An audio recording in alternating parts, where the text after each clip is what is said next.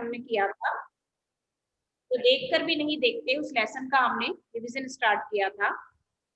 कल चैप्टर हमने पढ़ा, आज हम चैप्टर की क्वेश्चन आंसर देख रहे हैं, ठीक है। उसके क्वेश्चन आंसर डिस्कस करेंगे आज। कल चैप्टर मैंने समझाया, हेलेन केलर के द्वारा लिखा गया एक आर्टिकल है, उनके द्वारा लिखी गई पुस्तक the story of my life, उसमें से लिया गया एक अंश है, एक लेख है, प्रेरक लेख है, प्रेरणादायी लेख है, जिससे पढ़कर हमें उनके जीवन से हम क्या सीख सकते हैं, है ना। हेलेन केलर के जीवन से हम क्या सीख सकते हैं, ये हमें बताया गया।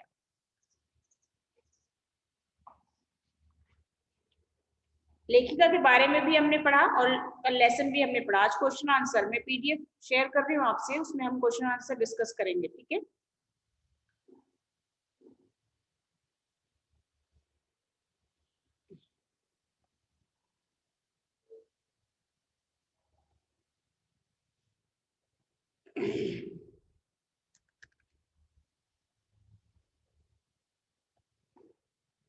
और कुछ एक्स्ट्रा क्वेश्चन भी अगर उसके हैं तो मैं आपको बताती हूँ।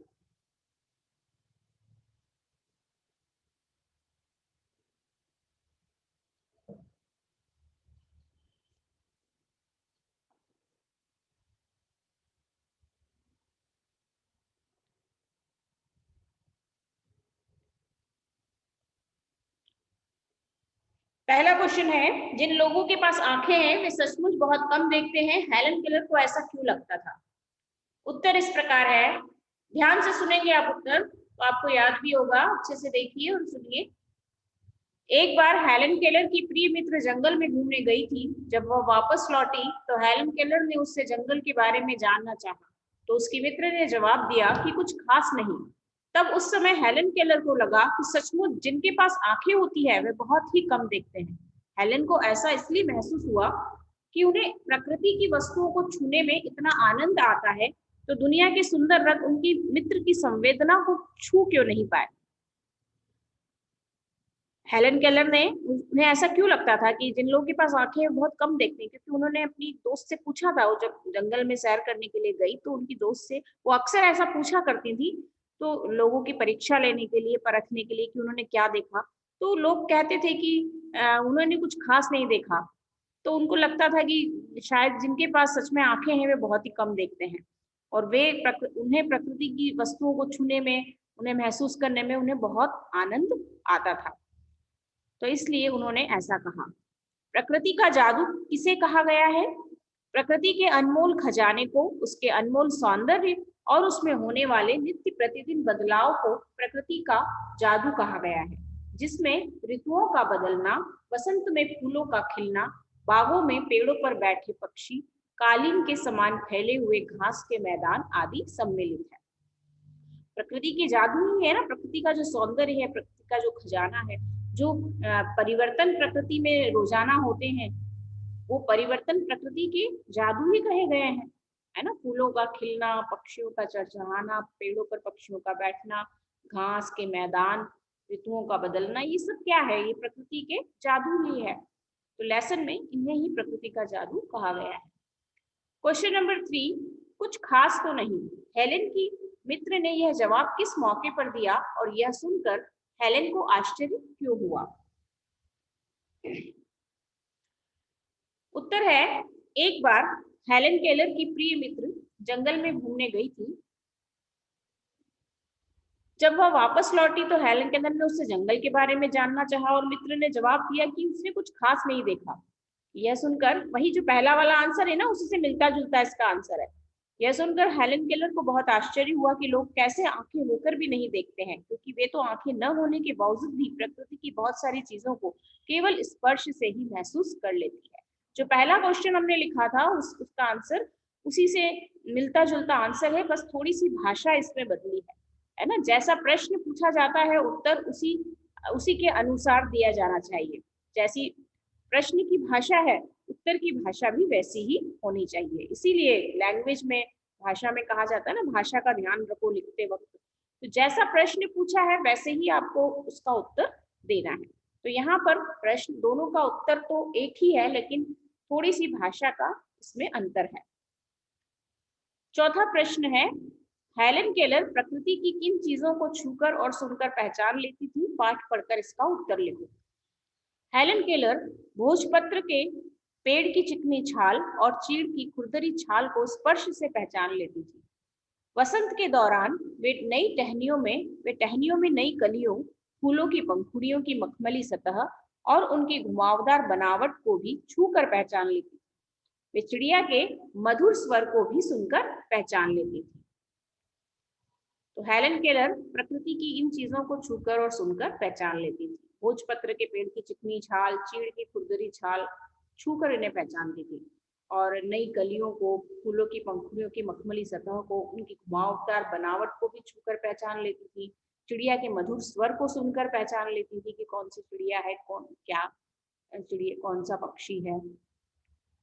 क्वेश्चन नंबर 5 है, जबकि इस नियामत से जिंदगी को खुशियों के इंद्रधनुषी रंगों से हरा भरा किया जा सकता है, तुम्हारी नजर में इसका क्या अर्थ हो सकता है?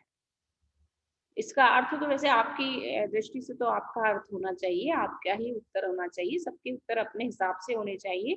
यहाँ पर उदाहरण के लिए जो दिया है उसे आप देख लो और अपने हिसाब से फिर इसका उत्तर आप लिख सकते हो। दृष्टि हमारे शरीर का कोई साधारण अंग नहीं है, बल्कि यह तो ईश्वर प्रदत्त नियामत है, जो ईश्वर ने हमें दिया है। ऐसा एक उपहार है, भेंट है। नियामत यानी भेंट, उपहार है। इसके जरिए हम प्रकृति निर्मित और मानव निर्मित हर एक वस्तु का आनंद उठा सकते हैं। ईश्वर के इस अनमोल तोहफे से हम अपना जीवन खुशियों से भर सकते हैं। अतः हमें ईश्वर का शुक्रगुजार होते हुए इसकी कद्र भी करनी चाहिए।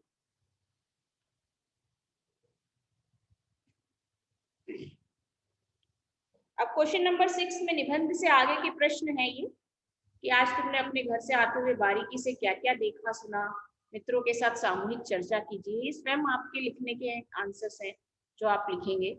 कान से न सुनने पर आसपास की दुनिया कैसी लगती होगी, इस पर टिप्पणी लिखो और साथियों के साथ विचार करो कि यदि हमें सुनाई न दे तो हमें कैसा महसूस होगा, आसपास की दुनिया में कैसी लगेगी, है ना। अगर हमारे कान काम न करे, कुछ हमें सुनाई न दे तो हम कैसा महसूस करेंगे दुनिया को, तो ये आपको लिखना है।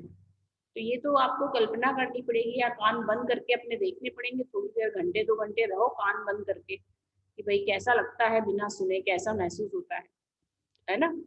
और अगर हम जनरल वे में कहें तो कान अगर हमारे काम नहीं करेंगे, हमें सुनाई नहीं देगा तो हमें बहुत ही अजीब लगेगा।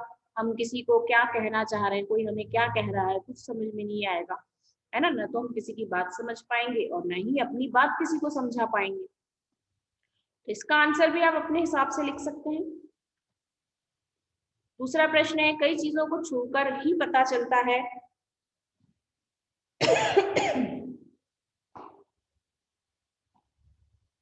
जैसे कपड़े की चिकनाहट या खुरदरापन, पत्तियों की नसों का उभार। ऐसी चीजों की सूची तैयार करो जिनके छूने से उनकी खासियत का पता चलता है। कि जैसे आपकी बुक में जो प्रश्न दिया है क्वेश्चन नंबर 3 निबंध से आगे का, कि सुनकर, सूंघकर, चखकर, छूकर अनुभव की जाने वाली चीजों के संसार के विषय में क्या क्या प्रश्न कर सकते हो। तो यहाँ पर थोड़ा सा इसमें चेंज कर दिया है इस क्वेश्चन को, छोड़ दो ऐसे, कोई दिक्कत नहीं करने की। अब इसके बाद हम अपनी 5 इंद्रियों में से आंखों का इस्तेमाल सबसे ज्यादा करते हैं। ऐसी चीजों के एहसासों की तालिका बनाओ जो तुम बाकी 4 इंद्रियों से महसूस करते हो, सुनना, चखना, सूंघना, छूना। ये प्रश्न भी आप स्वयं कर सकते हैं, इनमें ऐसा कुछ नहीं है। इसके बाद क्वेश्चन नंबर 3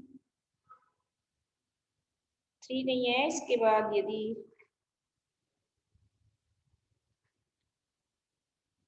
क्वेश्चन नंबर 10 जो इसमें दिया है, ये तुम्हें किसी ऐसे व्यक्ति से मिलने का मौका मिले जिसे दिखाई न देता हो, तो तुम उससे प्रकृति के उसके अनुभवों के बारे में क्या क्या पूछना चाहोगे और क्यों, है ना। ये क्वेश्चन भी अच्छा है, इसे देख सकते हो आप। यदि आपको किसी ऐसे व्यक्ति से मिलने का मौका मिलता है कि उसे दिखाई नहीं देता है, तो कोई नेत्रहीन व्यक्ति है, दृष्टिहीन व्यक्ति है, और यदि आप उससे मिलते हैं, आप उससे पूछते हैं कि भाई वो कैसे दिन और रात का परिवर्तन महसूस करते हैं, उन्हें क्या पता चलता है, अंधेरा ही रहता है ना उनके सामने तो हमेशा, तो कैसे जानते हैं कि अभी दिन है या अभी रात है। या रंगों के बारे में, प्रकृति के बारे में, वे किस तरह से अपनी इमेज बनाते हैं, अपनी कल्पना करते हैं, तो ऐसी बातें आप उन लोगों से पूछ सकते हैं। भाषा की बात में जो दिए गए हैं शब्द प्रश्न, वो आप देख लीजिएगा। इनमें से तो कुछ ऐसा खास एग्जाम में आता नहीं कभी, लेकिन वन वर्ड में कभी कभी आ जाते हैं, कभी फिल इन द ब्लैंक्स में, वन वर्ड में इस तरह के क्वेश्चंस पूछे जा सकते हैं। तो क्वेश्चन आंसर हो गए हमारे इसमें। बाकी और एक्स्ट्रा क्वेश्चन और हैं इसके, वो भी देख लीजिए।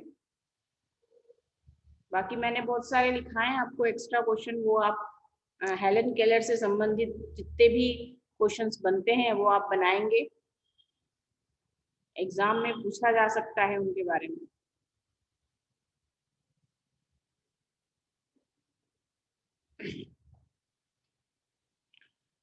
कुछ प्रश्न है इसमें। हेलन केलर को किस बात पर विश्वास है? प्रश्नों के उत्तर नीचे दिए गए हैं। हेलन केलर को यह विश्वास है कि जिन लोगों की आंखें होती है वे बहुत ही कम देखते हैं, जो देखकर भी नहीं देखते। पाठ में मित्र का जवाब सुनकर लेखिका को आश्चर्य क्यों नहीं हुआ? क्योंकि अब तक कुछ खास तो नहीं, जैसे जवाब सुनने की वो आदी हो चुकी थी, अभ्यस्त हो चुकी थी, है ना। उन्हें आदत हो गई थी कि इस तरह के जवाब पे अक्सर जिन लोगों के पास आंखें होती उनसे सुना करती थी, इसलिए उन्हें यह जवाब सुनकर कुछ भी आश्चर्य नहीं हुआ। जो देखकर भी नहीं देखते, पाठ में लेखिका के अनुसार मनुष्य किसकी आस लगाए रहता है? लेखिका का कहना था कि मनुष्य अपनी क्षमताओं की कभी कद्र नहीं करता है, अपनी क्षमताओं का महत्व नहीं जानता है। जो उसके पास नहीं है वह उसी की आस लगाए रहता है।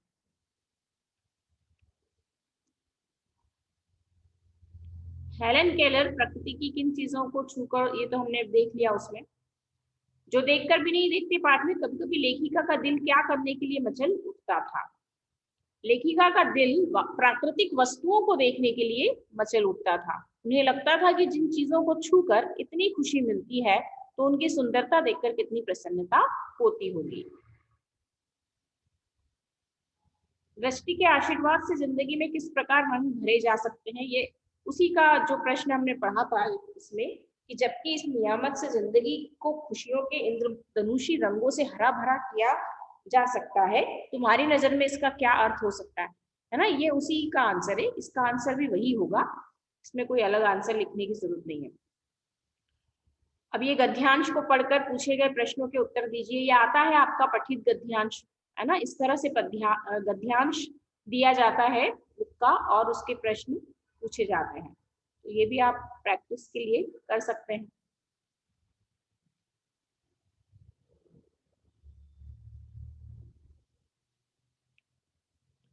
और इससे रिलेटेड जितने भी प्रश्न बनते हैं बनाइए, ठीक है।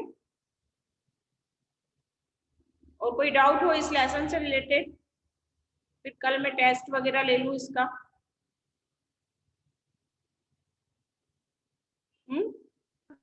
No ma'am, no doubt. No ma'am, कल मैं इस लेसन का नो डाउट। है ना, अच्छे से यस मैम। इस लेसन की रीड कर लो, इसको लर्न कर लो क्वेश्चन आंसर, ठीक है। फिर मैं इसका टेस्ट कर मैम, लेती हूं। Okay ma'am. Okay ma'am. Ma'am objective की सब्जेक्टिव, सब्जेक्टिव, ठीक है। मैम कॉपी का ही पेन निकाल सकते हैं ना? हाँ बिल्कुल निकाल सकते, कॉपी के अंदर ही दे दो ना, अपनी हिंदी की कॉपी में ही दे दो ना।